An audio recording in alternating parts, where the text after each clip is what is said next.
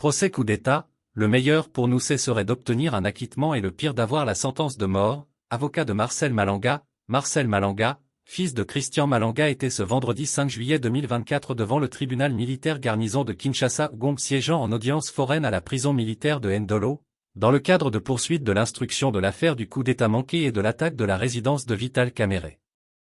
Après son interrogatoire et l'intervention de ses avocats, son conseil dit s'attendre à un sort un peu plus clément parce que son client a été victime des impositions de son père à participer aux événements du 19 mai dernier.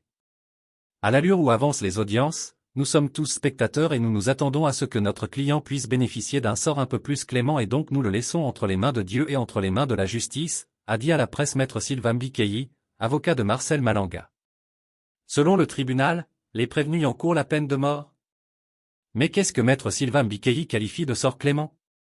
Le mieux pour nous serait d'obtenir un acquittement et le pire pour nous c'est d'avoir un sort autre, comme la sentence de mort. Donc ce que nous faisons, nous essayons de faire voir que notre client n'a rien à voir là-dessus et nous faisons de notre mieux pour qu'il soit acquitté, a espéré cet avocat du fils Malanga. Il a noté que son client a échappé à plusieurs questions pièges du tribunal. Il y avait aussi certaines questions pièges mais Marcel n'est pas tombé dedans, il ne restait que sur l'essentiel, c'est-à-dire ce qu'il a vécu parce qu'on a voulu tantôt lui faire dire certaines choses dont il n'était pas auteur et il a refusé de répondre à ces questions, il a simplement montré qu'il n'y était pour rien. Il faut comprendre que c'est un petit, il n'a que 22 ans et donc tout ce qui s'était passé c'était sous l'emprise de son père et il a également dit qu'il n'a pas tiré.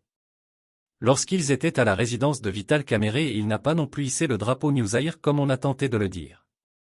Il a été simplement forcé comme toutes les autres personnes au palais de la nation à faire des choses dont il n'en est pas fier aujourd'hui, a-t-il fait remarquer. Plusieurs infractions pèsent sur ces prévenus à savoir, le terrorisme, la détention illégale d'armes et de munitions de guerre, tentative d'assassinat, association des malfaiteurs, meurtre et financement du terrorisme. Clément Muamba. Pour plus des vidéos, aimez et partagez massivement. Pour plus des vidéos, aimez et partagez massivement. Pour plus des vidéos, aimez et partagez massivement.